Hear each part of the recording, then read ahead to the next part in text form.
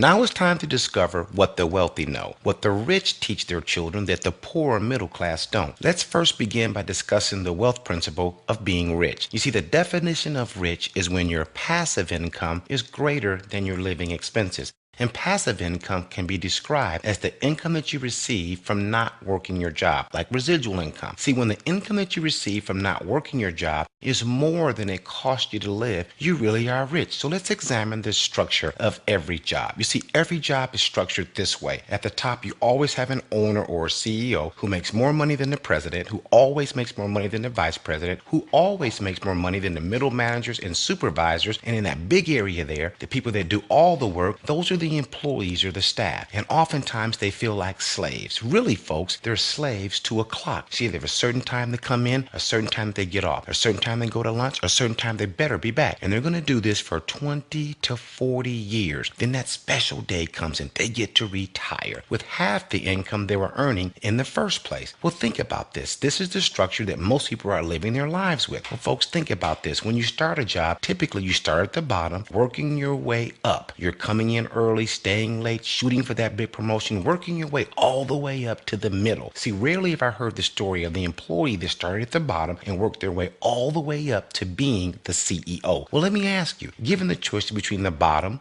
the middle, or the top, which one would you rather be? Which one do you think makes the most money? Obviously, it's the CEO that makes the most money because that CEO gets paid off of other people's efforts. You see, the CEO is the only one in this structure that has leverage. See, this CEO gets paid off of the production of every other employee. Folks, that's the definition of leverage, working less while earning more. So let's examine the income structure for every situation that seems to fall in four separate categories that we call the cash flow quadrant. The first category we're going to talk about is the E quadrant. This means you're an employee. Someone employs you. Well, what's wrong with that? Well, your income is automatically limited because it takes you to earn the income. You see, there's only one of you and there's only 24 hours in a day. So automatically your income is limited. Then you have the S quadrant. These are your specialists, your lawyers, doctors, electricians, plumbers. Typically, they make more than the average employee, but their income depends on them doing the work. You see, if a lawyer's not practicing law, if a doctor's not doctoring, if a plumber's not plumbing, they're not earning any income. They typically complain about how much they work, even though they earn more than the average employee. Still, only one of them and only 24 hours in a day. Then you have the richest quadrant in the world. This is the B quadrant, the big business quadrant.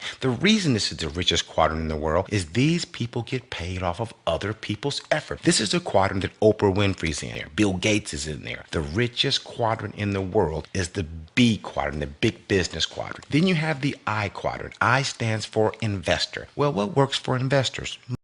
Typically, if you don't have any money, you can't be a very good investor. All we want to show you folks is how you can go from the E quadrant to the B quadrant, perhaps the S quadrant to the B quadrant, which is the richest quadrant in the world, how you can do it all for the price of a cell phone. And then that quadrant leads to the I quadrant. Folks, what we want to do is look at a study of 100 people ranging from ages 20 to 65, 45 years in the working environment. Look at that. The top 5% stand alone. They're rich and financially independent because they own their own business. The bottom 95 had one thing in common. They had a job. Folks, our choices determine our opportunities. Do you want to live or survive? You want to retire sooner or later? You want to live comfortable or uncomfortable? See, no more starting at the bottom and working your way to the top. Why not just start at the top? Be your own CEO that comes with leverage, folks. And remember, leverage is working less while earning more. John D. Rockefeller, multimillionaire, said, I would rather earn 1% of 100 other people's efforts than 100% of my own. Let's examine how most employees get paid. You see, the average employee works 8 hours a day, 5 days a week, which comes to 40 hours a week, $160 a month, and $1920 a year.